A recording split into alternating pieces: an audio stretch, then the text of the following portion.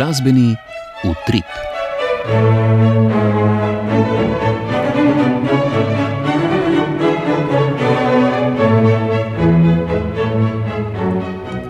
Spoštovane in cenjeni, lepo pozdravljeni. V središče današnje oddaje postavljamo operno in zborovsko glasbo.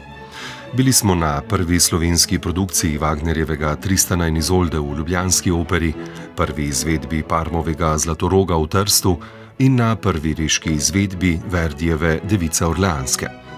Sledil bo pregled zborovskega dogajanja.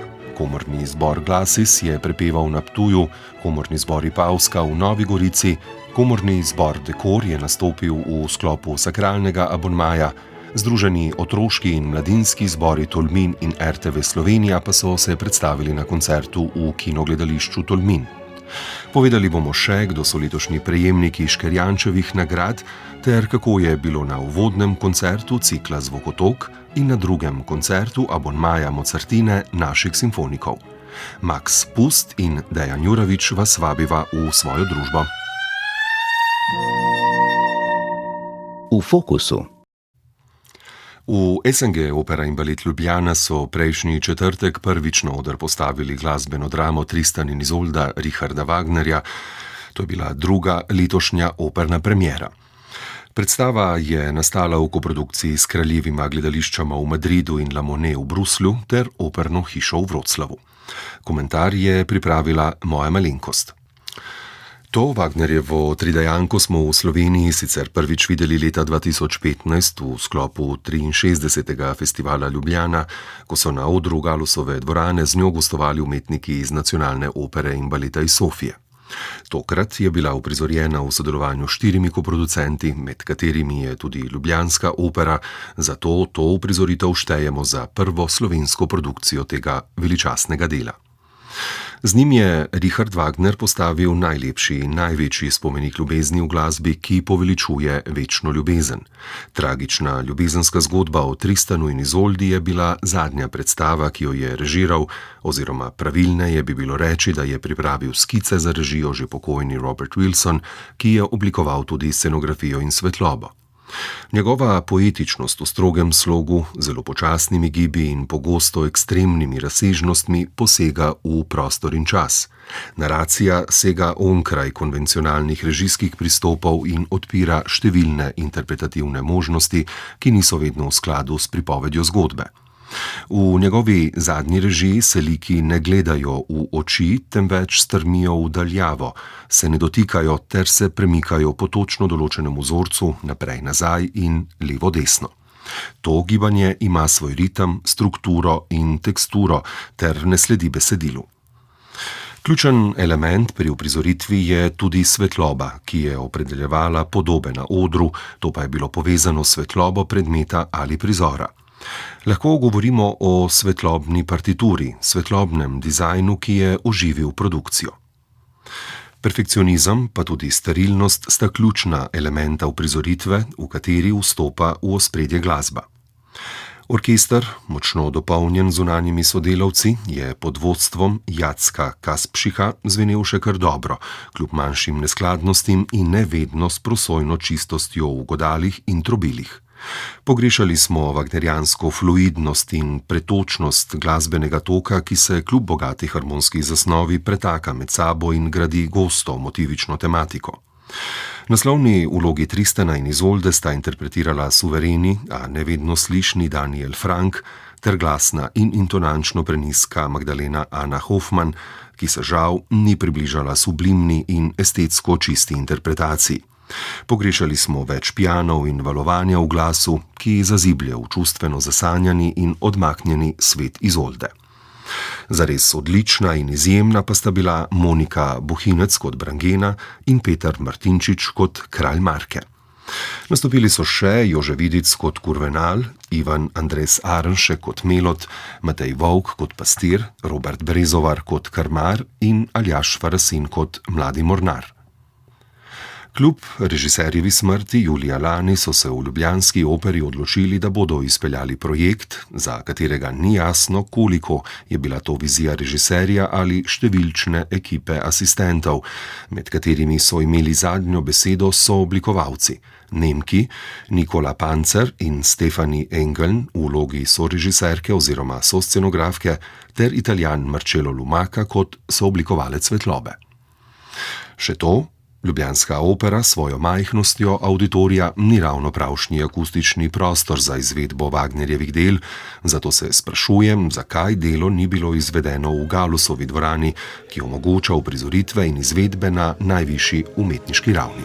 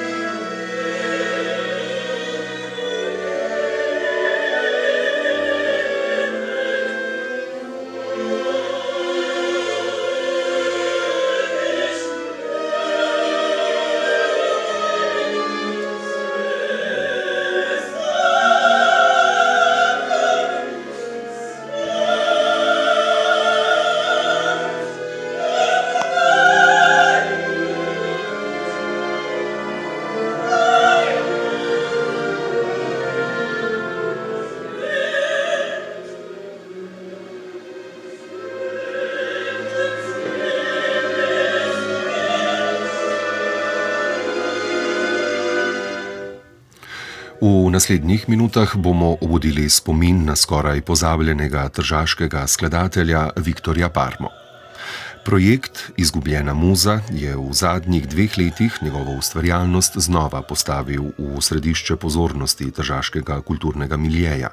Sklepno dejanje pa je bila koncertna izvedba opere Zlatorog na odru opernega gledališča Giuseppa Verdija. Zakaj je bila ta izvedba zgodovinskega pomena? Kaj pomeni Parma za večjezični in multietnični Trst in kako je slovenska beseda prvič zazvenela na odru Verdijevega gledališča, izveste v prispevku Luiza Antoni. Izgubljena muza, Viktor Parma 1858–1924. Tako se imenuje projekt, ki ga je pred 2 letoma sprožil tržaški novinarski krožek, da bi tržaškemu občinstvu znova predstavil danes skoraj pozabljenega skladatelja, rojenega prav v Trstu. V teh 2 letih so organizatorji izdali Parmovo monografijo v italijanščini, pripravili okroglo mizo, predstavitev njegove opere Zlatorog in na skladateljevi rojstni hiši na trgu Barbakan odkrili spominsko tablo. Projekt so podprli dežela Furlanija Julijska krajina, občina Trst in fundacija Polojac. O pomenu Viktorja Parme za večjezični in multietnični Trst govori predsednik novinarskega krožka Luciano Santin. Za nas je to pomembna kulturna in civilna gesta, zato da povrnemo mestu nekaj, kar mu pripada, kar je pozabljeno. Zgodovina je bila do Parme mačehovska. Parma je bil evropejec in ni pripadal ne enim, ne drugim, kar se je pričakovalo v prejšnjem stoletju. Sklepno dejanje 2-letnega projekta je bila koncertna postavitev Parmove opere Zlatorog na odru gledališča Verdi v ponedeljek 9. februarja. Pri izvedbi so sodelovali Mednarodno društvo operete, Glasbena matica z zborom Jacobus Gallus, Center Emil Komel s svojim mladinskim zborom, Konservatorij Tartini ter Akademija za glasbo v Ljubljani. O pomenu tega sodelovanja za akademijo je na odru gledališča Verdi v italijanščini in slovenščini spregovoril Marko Vatovec. Dejstvo, da lahko nastopimo v tako prestižnem gledališču, nam seveda veliko pomeni. da pa ob tem lahko še predstavljamo opero slovenskega skladatelja, pa ima seveda še toliko večji simbolični pomen. Opera Zlatorog, ki temelji na slovenski alpski legendi in pripoveduje o tragičnem ljubezenskem zapletu, ima poseben simbolni pomen. Z njo je namreč na odru tržaškega gledališča Verdi prvič zazvenela slovenska beseda. Muzikolog Nejc Sukljan poudarja. Mi vemo, da v tržaškem gledališču Verdi slovenska opera še ni bila izvedena. Bila izvedena sicer opera Merkuja, ampak v italijanščini, Kači pastir. Pomeni pa to za slovenski prostor gotovo eno pomembno prelomnico. Trst je bil v tistem času, ko je ta opera nastala, se pravi na prehodu iz 19. v 20. stoletje, največje slovensko mesto, kjer se je tudi dogajala slovenska operna produkcija. Viktor Parma, vemo, da je bil tukaj domačin, iz Trsta, in je sicer napisal že tudi nekaj oper oziroma nekaj glasbeno-scenskih del pred to opero Zlatorog, ki so se tukaj tudi izvajale. Dirigent Iztok Kocen je z zanesljivo roko vodil mladi orkesterski sestav, v katerem so posebej izstopala pihala, ter solistom omogočil, da so v gledališki dvorani pokazali svoje zmogljivosti. Med njimi tudi Koprčanka Ireneja Nejka Čuk. O Parmovem Zlatorogu je Kocen tako povedal. Vemo, da je Slovenija vedno malo stopicala za nemško in italijansko opero, in pa tudi francosko. In mogoče je bil to trenutek, kjer je on v resnici ujel in sicer že malo prejšnjega tega Wagnerovskega leitmotivov in te uporabe tega, še bolj pa verizma v tistem času. Mal, ko se seveda živel v istem času kot Puccini in rodil in umrl je istega leta. In mogoče je to bilo po dolgem času, da smo nekje stopili v korak s časom. Sicer ga je potem to hitro prehitelo, ne njega, ker je umrl malo, ampak nas je spet prehitelo, so se s tem hitro menjavali, ampak to pa mislim, da je ena taka stična točka z svetovno sceno. Tržaška izvedba Zlatoroga je bila zelo dobro obiskana. Nad napisi v italijanščini in slovenščini so narodnostno mešanemu občinstvu omogočili nemoteno spremljanje dogajanja na odru. V začetku 20. stoletja je bil Viktor Parma v Trstu priljubljen skladatelj. Njegove operete so večkrat uprizarjali v Narodnem domu. Zgodovinske spremembe po padcu Avstro-Ogrske pa so njegovo glasbo postopoma potisnile na rob repertoarja. Prav zato je projekt Izgubljena muza pomemben korak k ponovnemu ovrednotenju njegove zapuščine in k razmisleku o večplastni kulturni zgodovini mesta Trst.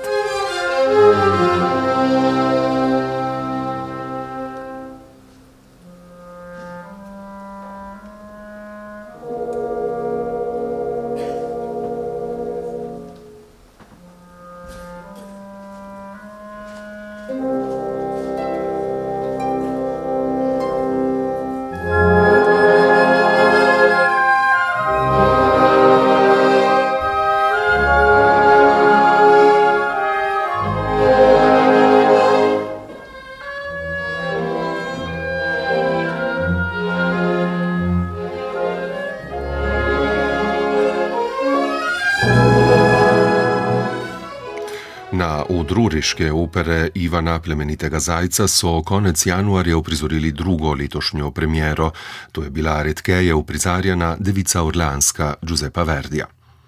Predstava je nastala v koprodukciji s teatrom Reggio iz Parme, moja malenkost pa si je ogledala uprizoritev prejšnjo sredo 4. februarja. Ta opera sodi med manj znana in redkeje izvajana skladateljeva dela, ima kar nekaj lepih melodičnih linij in pevske odlomke, ki zahtevajo izvrstno interpretko naslovne vloge, vendar jo je doletela enaka usoda kot številna zgodnja skladateljeva dela, dolga leta je bila na stranskem tiru. Težko pa je verjeti, da bo ta Verdijeva opera kdaj postala repertoarno delo, vsekakor pa je vredna občudovanja.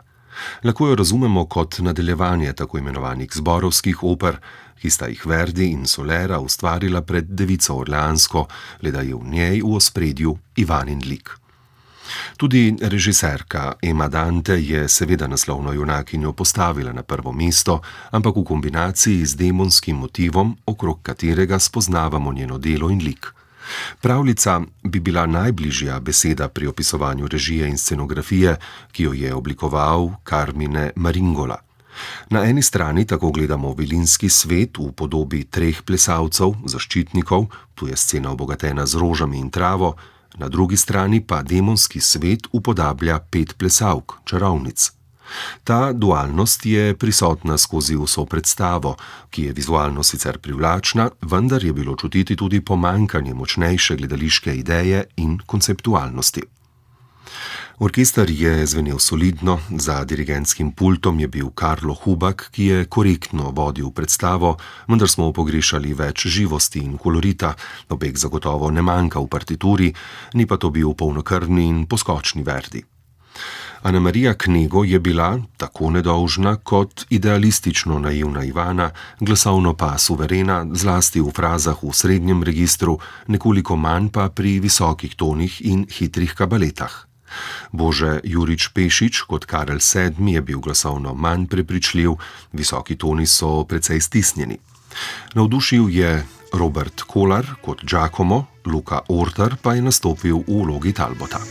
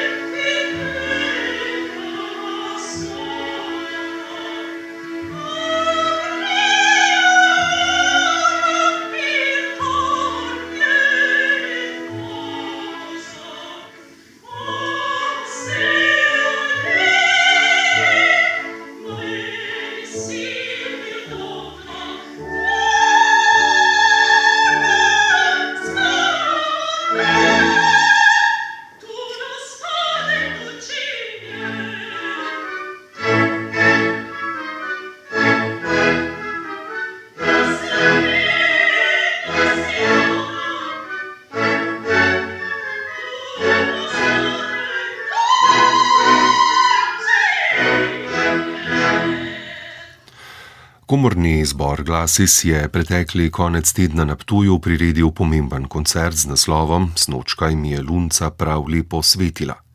Večer je bil vrhunec natečaja in izdaje nove notne zbirke ljudske pesmi iz Podravja in okolice v sodobni preobleki, ki je išla z namenom, da se dodatno obogati zborovski repertoar. Zboru in njegovemu zborovodji Ernestu Kokotu je v 2 koncertnih večerih uspelo ljudsko pesem te pokrajine uspešno osvetliti in jo v novi preobleki postaviti na oder. Prispevek Lucije Gorjup.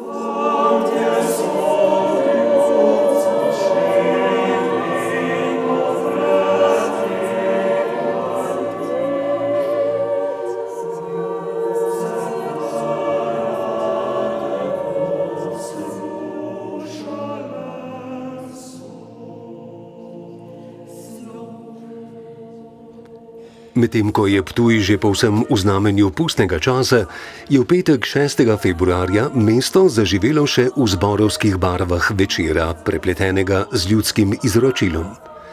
Koncertni dogodek z naslovom Snočkaj mi je lunca prav lepo svetila je potekal v kar 2 večerih kot rezultat in spremljevalni dogodek izdaje nove notne zbirke z naslovom Ljudske iz Podravja in okolice.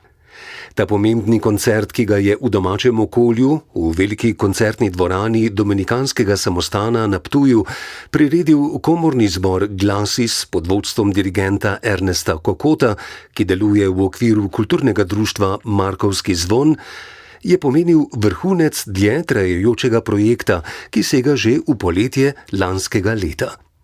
O ideji celotnega projekta govori Ernest Kokot.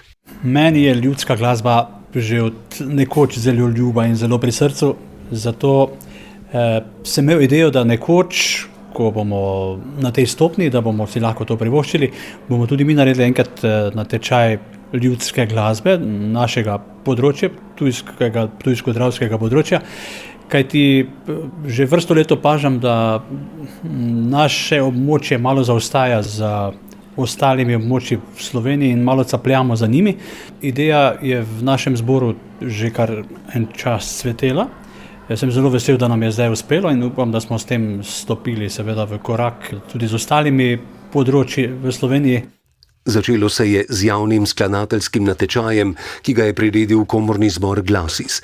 Z njim so k sodelovanju povabili skladatelje in skladateljice, ki so na izbrane zapise 22 najdenih ljudskih napevov napisali nova dela.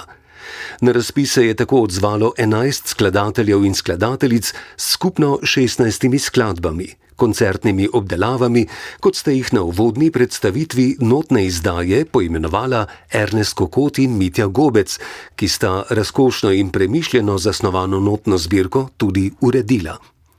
Na omenjenem koncertu smo prisluhnili prvim izvedbam 8 izbranih novitet 6 različnih skladateljev. Med njimi so bile nagrajene kar 4.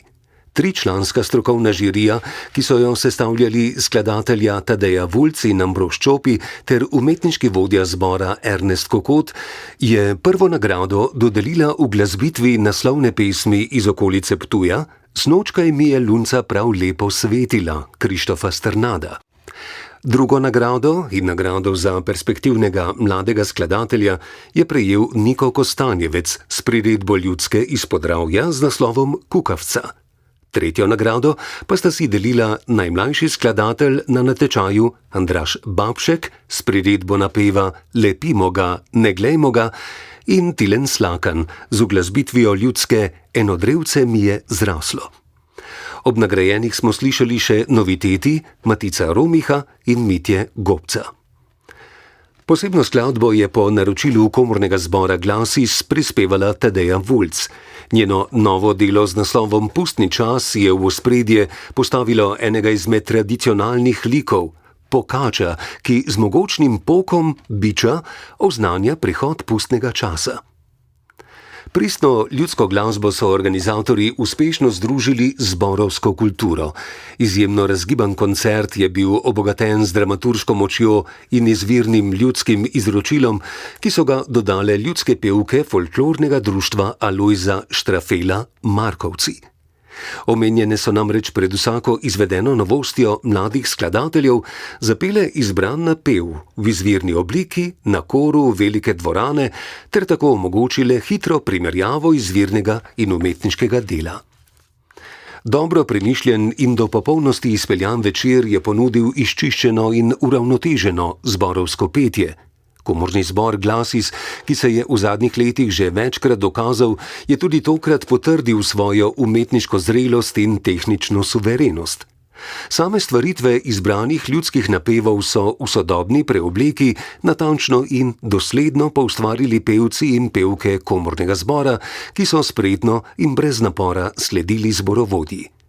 Posebej je treba poudariti uravnoteženost glasovnih skupin, pri tem soprani niso nikoli preglasili celote, temveč so se naravno zlili v skupni zven.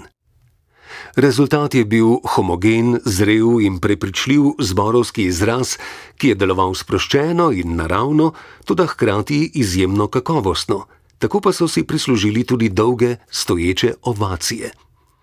Večeru so ljudski pridih poleg premišljene scene in celostnega tematskega vzdušja dodali še orači kulturnega društva Alojza Štrafela Markovci, ki so skupaj s kurentom in tradicionalnimi pustnimi liki zapeli skladbi Orji brazdo in Ljuba si ti pomlad.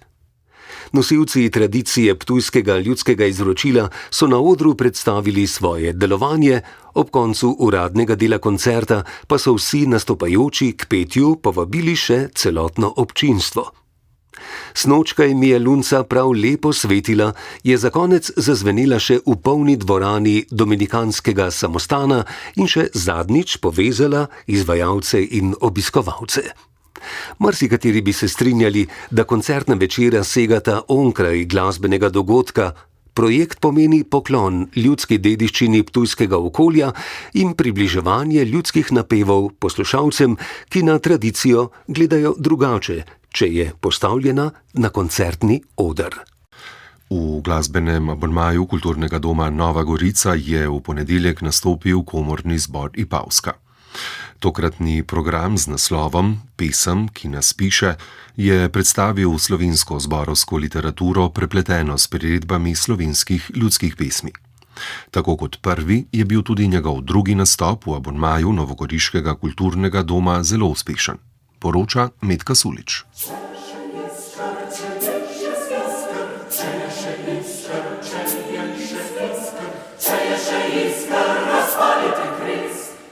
Komorni zbor Ipavska združuje pevce različnih starosti iz številnih krajev Vipavske doline.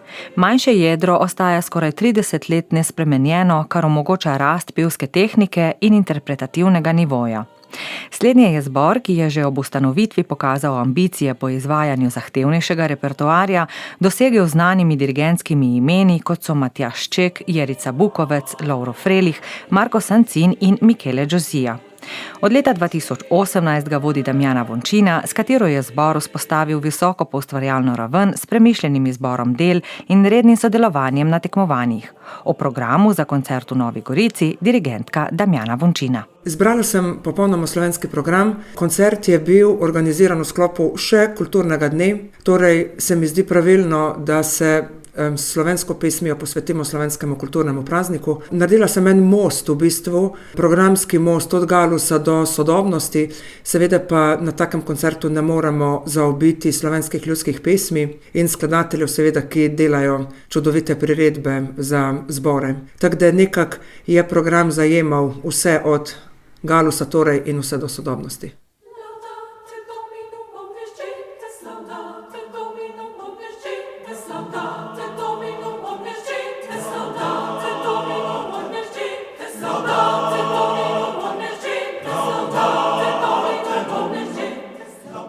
Komorni zbor Ipavska je v glasbenem abonmaju Novogoriškega kulturnega doma nastopil že leta 2013, nato še na božičnem koncertu s komornim zborom Ave konec leta 2015. Vsak nastop v kulturnem domu Ipavska vrednoti kot zelo pomembnega, skoraj tako kot nastop na tekmovanjih. Predsednik Tomaž Bavčar. Vesel sem, da so nas sprejeli odprtih rok, ne, sicer že planirali smo že kar nekaj časa. Ta koncert, tudi datum je bil namenoma izbran ta neposredno po kulturnem prazniku. Smo z veseljem se odločili, da bi tudi program naštudirali prazniku primerno, se pravi slovenski skladatelji. Mi moramo biti nosilci naše muzike, kdo pa bo, če ne to mi slovenski sestavi, ne.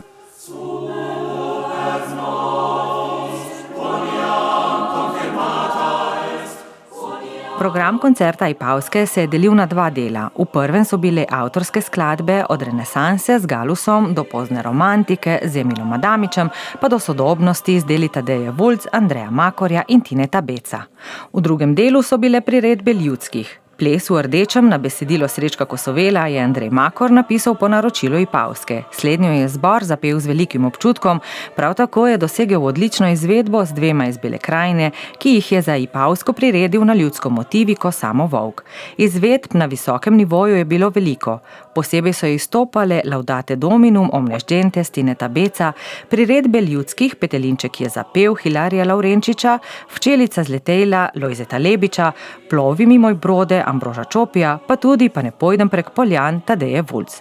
V vseh teh delih je zbor prepričal z dobro pevsko tehniko. Skladbe so bile natančno frazirane, izrazno dobro postavljene, intonacija je bila stabilna. Zbor Ipavska se je predstavil z utečenimi in dobro uigranimi izvedbami brez občutka rutiniranosti. Zbranost na odru je bila visoka, kljub zahtevnosti so bile izvedbe lahkotno podane. V zadnjem letu in pol je Ipavska na 3 tekmovanjih osvojila številna zlata priznanja. Damjana Vončina. Na Poljskem smo bili 2024 konc leta in smo v bistvu, pobrali smo vse, kar smo lahko pobrali. 2 zlati, 2 prvi mesti v 2 kategorijah, mešani zbori in sodobna glasba, in pa smo bili uvrščeni na Grand Prix, kjer smo potem tudi osvojili Grand Prix. Na Sveti Gori smo tudi sodelovali, lepo je nam bilo, tam smo tudi prejeli prvo mesto, čeprav se ta festival ne tretira kot neko, oziroma organizatorji ne želijo ga tretirati kot tekmovalni, ampak na koncu so podeljena neka priznanja. Nazadnje pa smo bili v Riminiju 2 meseca in pol nazaj, kjer smo se pa srečali zelo, zelo hudo konkurenco z odličnimi zbori z celega sveta in vesela sem, da smo se uvrstili na to tekmovanje, zato da smo videli in tudi slišali v bistvu, kakšno glasbo izvajajo drugje po svetu. Osvojili smo 3 zlata priznanja in bili smo uvrščeni na zaključni koncert, torej na Grand Prix. In lahko rečem, da smo iz Riminija šli vsi zelo, zelo zadovoljni.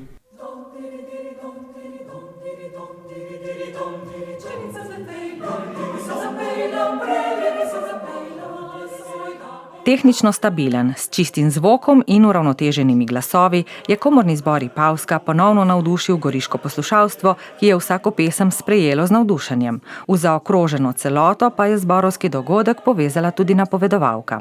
Z eno dodano skladbo se je zbor Ipavska poslovil od goriške publike, ki je sijajen primorski zbor nagradila in pospremila z dolgim aplavzom in morda potihem želela, da koncerta še ne bi bilo konec.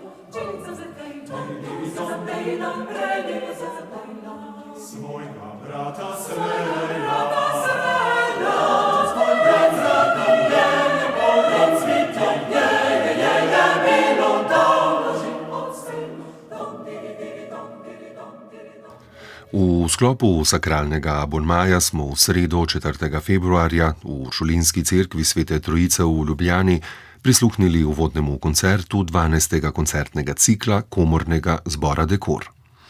Zbor je nastopil pod vodstvom dirigenta Petra Novaka Smoliča, v prvem delu programa pa se mu je pridružil še organist Matej Podstenšek. Koncert je zaznamoval začetek novega desetletja delovanja zbora in uvedel cikel z naslovom Slišite mojo ljubezen, pot, ključi in miru. Prispevek Sare Barta-Rijavec.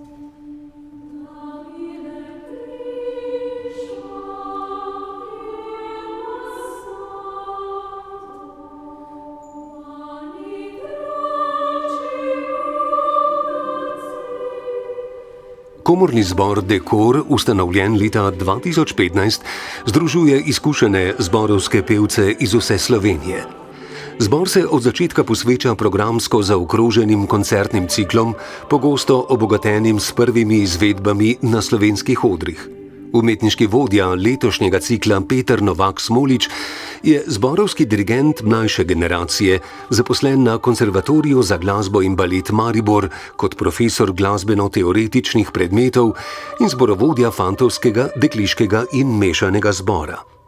Diplomiral je iz kompozicije in glasbene teorije na Akademiji za glasbo v Ljubljani, dirigentsko pa se je izpopolnjeval na seminarjih doma in v tujini. Kot zborovodja že 2 desetletji deluje v različnih vokalnih zasedbah in se lahko pohvali številnimi uspehi na domačih in mednarodnih tekmovanjih. Posebnost delovanja komornega zbora Dekor je projektna usmerjenost, pri kateri skoraj vsak koncertni cikel oziroma posamezen projekt vodi drug dirigent. Zbor se tako ne oblikuje okrog enega samega estetskega ali tehničnega modela, temveč nenehno preizkuša različne pristope. Letošnji 12. koncertni cikel tako zaznamuje naslov Slišite mojo ljubezen, pot, ključi in miru, ki poslušalca nagovori še pred poslušanjem. Tako si je dirigent zamislil rdečo nit. Navdih za program sem dobil med kratkimi videi, kjer se je pojavil posnetek angleškega zbora Tenebre, se pravi stavek Dies Irae iz Requiema.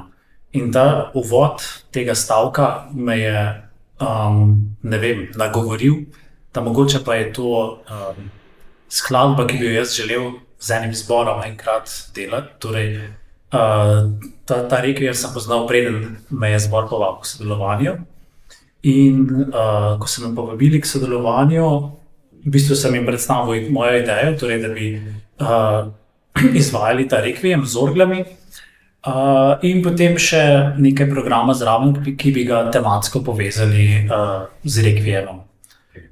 Zdaj, kakšna povezava je z ostalega programa z rekviemom? V bistvu sam skladatelj v svojih intervjujih zelo natančno opisuje vsebino in tudi tok glasbe v rekviemu. Torej, sam omenja dve temi, ki se prepletata, ena drugi načeloma nasprotujeta. Torej, ena je strah pred neznanim, pred nesrečo, v bistvu strah pred neznanim, torej pred smrtjo, in ta druga je luč oziroma rešitev na koncu.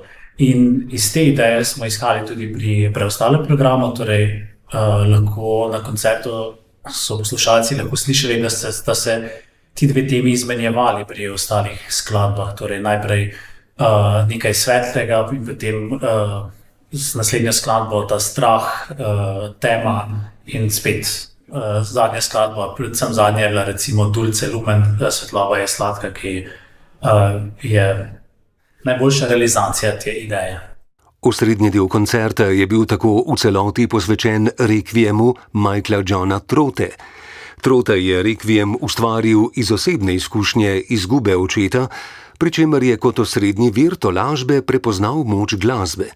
Skladba prepleta občutja spokojnosti in strahu ter se navezuje na tradicijo gregorijanskega korala in klasičnih maš za rajne, hkrati pa uporablja sodoben harmonski jezik in sveže pristope k obravnavi besedila.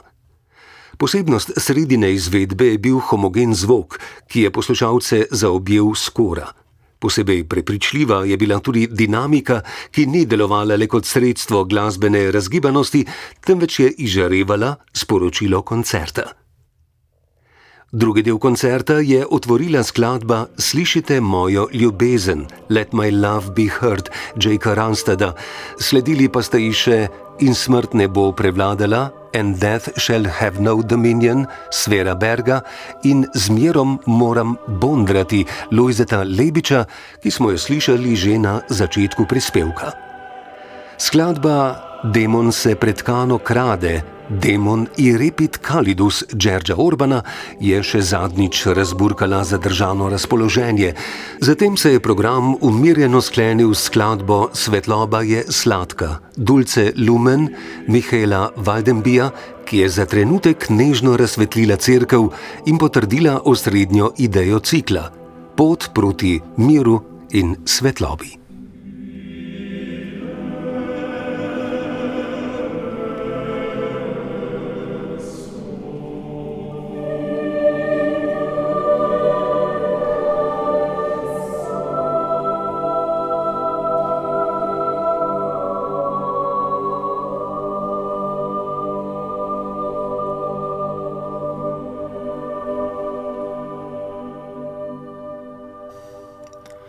Dvorano kinogledališča Tolmin so prejšnjo soboto napolnili otroški glasovi.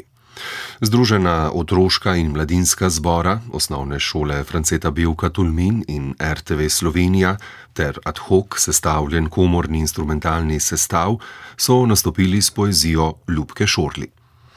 Več kot 80 otrok je svojo živostjo, srčnostjo in predano pevsko disciplino počastilo slovenski kulturni praznik.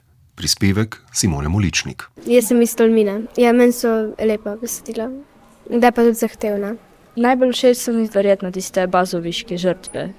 Zato, ker govori o tistem, kaj je bilo v Bazovici, in pa zato, ker je tudi zelo dobro sestavljena. Nekakšne so lahke, večinoma pa tudi zapletene.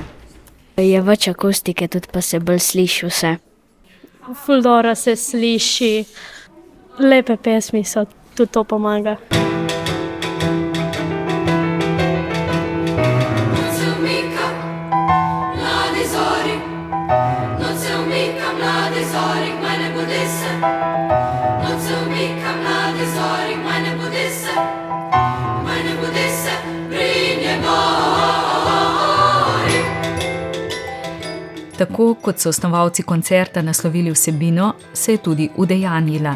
Na krilih sonca in mladosti je odzvanjala poezija Ljubke Šorli. Poezija, ki je današnjemu mlademu svetu morda že nekoliko oddaljena, a je skozi nove uglazbitve skladatelja Patrika Quadžata in ob pomoči 3 dirigentk Barbare Kovačič, Alenke Podpečan in Martine Burger našla pot nazaj do mladih in do občinstva. Pobudnica večera je letošnja prejemnica srebrnega znaka JSKD Barbara Kovačič.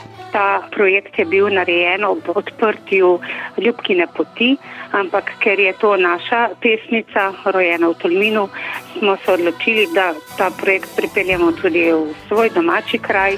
To je velik glasbeni projekt, kateremu botruje trdo delo tako mladih kot dirigentk in organizatorjev, se strinjata Martina Burger in Alenka Podpečan. Najprej se človek oddahne, ker je za nami cel dan in potovanje in cel dan vaj, ampak vsekakor vsi smo zelo veseli in gremo z eno tako z veseljem in pa tudi s polno dušo, ker so te pesmice res prekrasne. Meni recimo največje darilo mi je, da ko smo jih začeli delati, da so mi te moji ljubljanski otroci, da so prišli in so rekli, ja, jaz bi pa to pel v šoli na proslavi, kar pomeni, da so njim prav za njih res so se jim usedle v telo, v dušo, v srce in tudi mislim, da se je tudi danes to slišalo, da jih res pač radi pojejo. Tako da jaz sem zelo vesela, da smo bili lahko skupaj v tem projektu in upam še kakšnega takega podobnega podviga. To je definitivno en tak konkreten maraton, ampak se dobro držijo.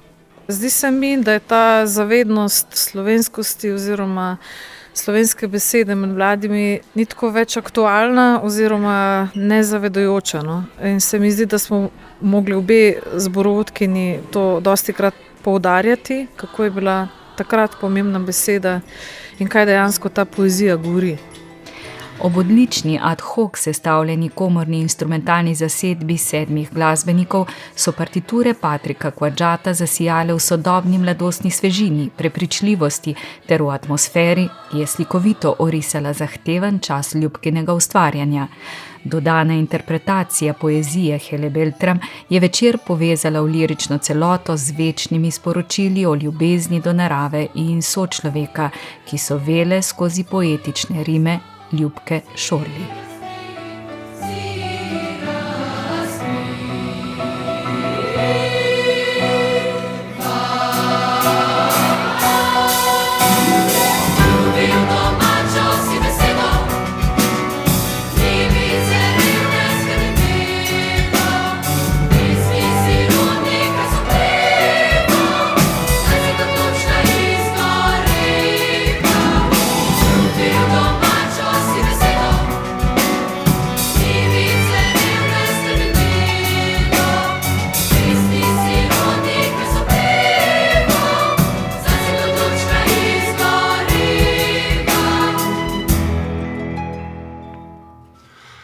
Konservatorij za glasbo in balet Ljubljana je v torek 3. februarja v dvorani Marjana Kozine Slovenske filharmonije slavnostno podelil Škerjančeve nagrade, priznanja in diplome, s katerimi vsako leto poudari svoje najzaslužnejše dijake, profesorje in sodelavce. Vesna Vovk.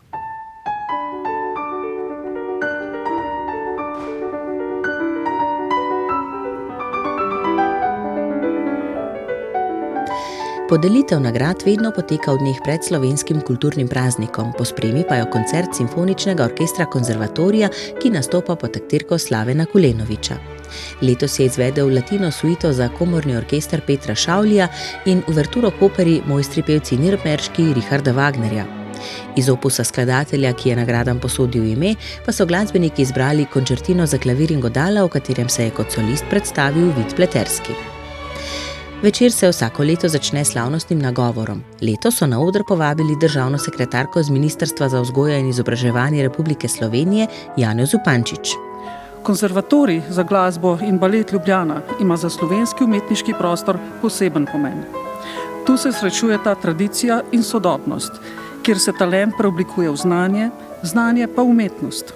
Glasba in umetnost sta univerzalna jezika, ki ne poznata meja, temveč spodbujata sodelovanje, vztrajnost, poslušanje, iskanje pravega načina ob pravem trenutku.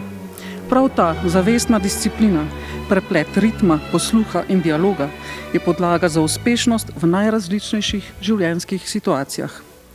Danes ne praznujemo le vaših dosežkov, temveč tudi pot, ki je do njih vodila. Ure predanega dela, premagane dvome, ponovno osmišljene interpretacije in radovednost, ki vas žene naprej. Vaši uspehi so navdih vrstnikom in ponos celotni skupnosti. Naj bodo današnje nagrade spodbuda, da ostanete zvesti zahtevnim merilom, ter da pogumno odpirate nova poglavja. Odbor za podelitev Škrjančevih nagrad, priznanj in diplom sestavljajo predsednik Peter Šavli, direktorica konzervatorija Betka Bizjak-Kotnik ter Jana Kovač-Valdes, Lidija Malahotki-Has in Andrej Zupan. Letos so izbrali 6 dijakov, ki so se s svojim glasbenim ustvarjanjem v preteklem letu še posebej izkazali. To so sopranistka Leticia Magdalena Hormuth, kitaristka Larisa Jamnišek, violončelistka Ajda Jelovšek, saksofonist Nejc Razpotnik, klarinetistka Kika Somi Kralj in baletni plesalki Klara in Manca Strmčnik. Škrjančeve diplome konzervatorij podeljuje svojim najbolj zaslužnim profesorjem. Letos so jih prejeli Mladen Bucič, Andrej Karba in Jani Moder. Angažiranost zunanjih sodelavcev šole pa konzervatorij nagradi Škrjančevim priznanjem. Letos ga je prejelo Društvo slovenskih skladateljev. Vsem prejemnikom nagrad, priznanj in diplom iskrene čestitke tudi v imenu programa Ars.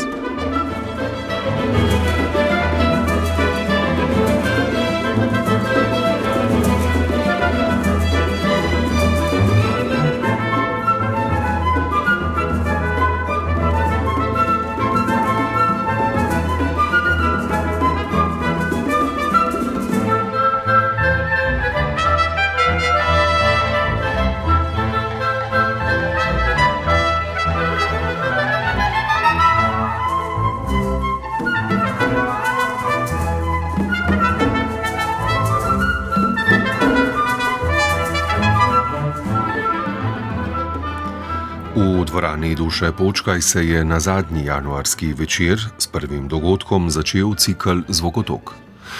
Zavod Sploh, ki neguje predvsem improvizacijo v glasbi in večmedijske projekte, se v ciklu zadnje desetletje posveča novemu osvetljevanju sodobnih skladb. Po več letih gostujočih umetniških vodij letošnjo sezono znova prevzema umetniški vodja zavoda Sploh Tomaž Grom, ki je sodelavci pripravil dogodek z naslovom Mehka črta. Komentar tega je pripravil Primož Trdan. Projekt, predstava, performance ali koncert Mehka črta je razširitev skladbe Kamni iz znamenite zbirke proze Prose Collection eksperimentalnega skladatelja Christiana Wolfa, ustvarjene za neglasbenike leta 1968. Tomaž Grom je Wolfovo besedilno partituro, njegovo spodbudo skozi leta večkrat sprejel in denimo delo z večjim kamnom igral na strune ležečega bendža, pri čemer je teža kamna skozi počasne premike ustvarjala hkrati posebno napetost, vtis latentne nevarnosti težkega kamna in hkrati minimalističnega detajla zvokov strun. Na sobotni dogodek Mehka črta je takšno akcijo z drugimi načini razširil na mnogo obsežnejšo skupinsko dejavnost, ki jo je pod Gromovim vodstvom izvedla zasedba glasbenikov Vida Drašljarja, Lole Mlačnik, Sama Kutina, Eduarda Roona in plesalca Lupa Abramovičija. Poleg Wolfove besedilne partiture pa ima Kamenje v glasbi še mnogo drugih kontekstov. Kot zvočila je Kamne uporabilo več skladateljev, kamnite objekte srečamo v zvočnih instalacijah nemških umetnikov Bernharda Leitnerja in Rolfa Juliusa, ter kar v vrsti del slovenskih skladateljev. Peter Šavli je elektroakustično erozijo s posnetki iz kamnolomov napolnil z neprijetno podobo sveta v razpadu. Skupina Jata C se je temeljito posvečala kamninam v delu Kronolit z vidika časovnosti kamna kot snovi, na kateri bivamo in ki kroži v osončju. Ob tem pa je še vrsta skladateljev in izdelovalcev kamnitih glasbil sledila kitajski tradiciji litofonov, torej zvenečih, tankih kamnitih kosov. Referenc je polno tudi zunaj glasbe, stika zvoka v nekem drugačnem smislu in kamna, se denimo poglobljeno loti filozof Mladen Dolar v eseju Kamen in glas, kjer je sicer v središču literatura. To naj omenim samo Dolarjevo analizo Becketovega romana Moloj in nenavadnega razmerja med dvema pojmama. Kamnov, ki jih naslovni nejunak prenaša v žepih, jih previdno vtika v usta in sesa, ter Becketovega odnosa do glasu kot nečesa odluščenega od notranjosti, od osebnosti, identitete. Mehka črta celo vsebuje prizor govora Lupa Abramoviča, ki ga v natančno sinhroniziranih gestah zvočno prekriva posnet šum kamenja. Razgradnja stroge opozicije med nemim, pasivno obstojnim, ustrajnim kamnom in minljivim, nematerialnim, a pregovorno izraznim glasom, kot jo ob literaturi in filozofiji izpostavi Dolar, pa lahko osvetli tudi nekatere glasbene pristope zvokotoka. Cikel sicer tematizira komponirano glasbo, torej zapisano, fiksirano v oprijemljivo sled, a pogosto v stiku z improvizacijo in drugimi načini nepripravljenega, le dogovorjenega, ne pa nujno pisno overjenega načrtovanja glasbe, zvoka in giba. Torej so lahko vprašanja mehke črte naslednja. Kako zložiti delo, ki bi nekaj storilo, premaknilo, podalo, a z materialom, kot je kamen, ki sam po sebi ne dela nič, je negiben in ne sporoča ničesar.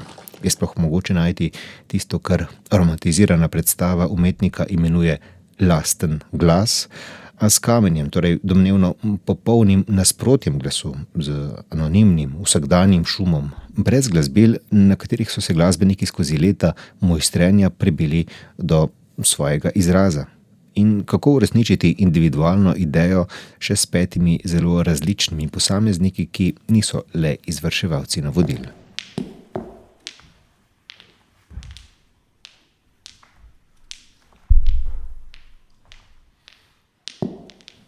Kaj se je torej dogajalo v mehki črti? Vstopu v dvorano Duše Počkaj je 6 nastopajočih pospremilo z repetitivnim udarjanjem prodnikov, sledili pa so stebri dela, ki je bilo vnaprej natančno koordinirano, dogovorjeno, tudi izvežbano. Abramovič je sprožal dolgo nihanje nevarno težkega kamna in obredno potiskal veliko klado po s kamni ustvarjeni prečni poti na polovici odra. Eduardo Ron, sicer harfist, je med drugim deloval s polaganjem kamnov na vibrirajoče površine. Multiinstrumentalist Samo Kutin je lokoval na litofona zvočila in na opne spuščal tok peska. Lola Mlačnik in Vid Drašter sta bila kot tolkavca še najbliže svojemu lastnemu instrumentariju. Tomaž Grom pa je iz zamešalne mize nadziral ozvočenje, predvajanje zvočnih zapisov ter med drugim s hidrofonom, torej vodnim mikrofonom, lovil zvočnosti potopljenih posebnih kamnov, ki, in tu spet ne moremo ne pomisliti na Molojevo sesanje kamnov, prav obratno sami zaradi svoje sestave sesajo, usrkavajo, pijejo vodo. Če je rob, površina kamna lahko tako prepustna, če je črta med trdo in tekočo snovjo lahko tako mehka, lahko tudi vnaprej postavljene pregrade v glasbi postanejo prehodne. Raznolikost, kontrasti, zvočna in gledališka pestrost materiala je v 50-minutnem kosu skrbela za zanimivost dogajanja, a v tem se je dalo slišati tudi Gromovo prepoznavno skladateljsko ravnanje, odrezavo, odločno, a z občutljivostjo izkušenega glasbenika, improvizatorja, ozaveščeno izmenjavo odsekov, gradnje in popuščanj, repeticij in prekinitev, vrtenja prodnikov in padcev kamnov, stalnega šuma padajoče mivke in njenega prestrezanja. Skratka, v ozadju kamninske kolektivne spektakelske aktivnosti 6 akterjev, v prečenju razpok med kompozicijo in spontanim odzivanjem, glasbo, prostorom in gibom, smo lahko uživali tako v plastenju kontekstov, kot tudi v čisti muzikalnosti.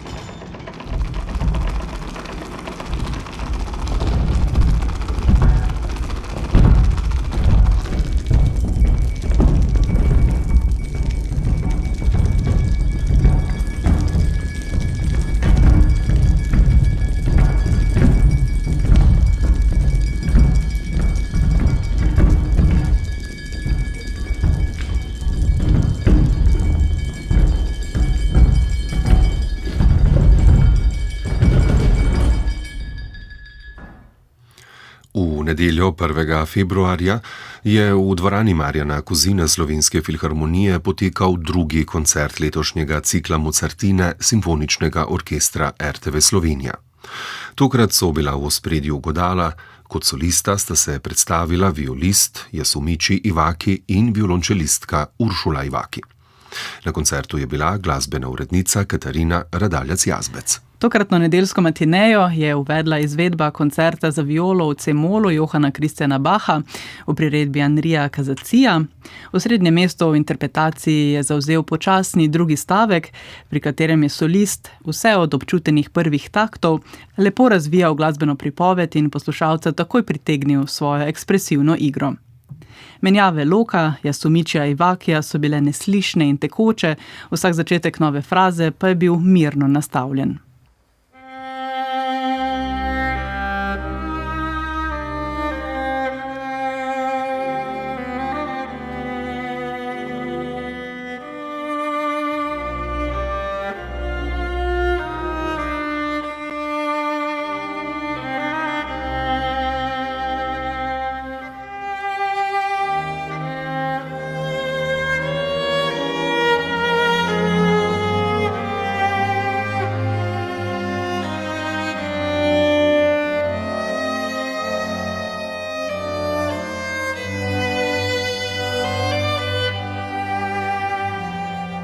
Za izvedbo koncerta za dva violončela, številka 24 Antonija Vivaldija, na koncertu smo delo slišali v prepisu za violo in violončelo, se je solistu pridružila še Uršula Iwaki. Glasbenika sta skupaj zvenela zelo homogeno, že začetek skladbe je izpod njunih prstov izžareval sproščeno energijo, tudi nadaljevanje je bilo prepričljivo. V drugem stavku smo slišali občuten, intimen dialog med solistoma, spremljal ju je čembalist Tomaž Sevšek, v tretjem stavku pa izpostavimo dinamične, efektivne orkestrske tutti dele in suvereno izvedene virtuozne pasaže.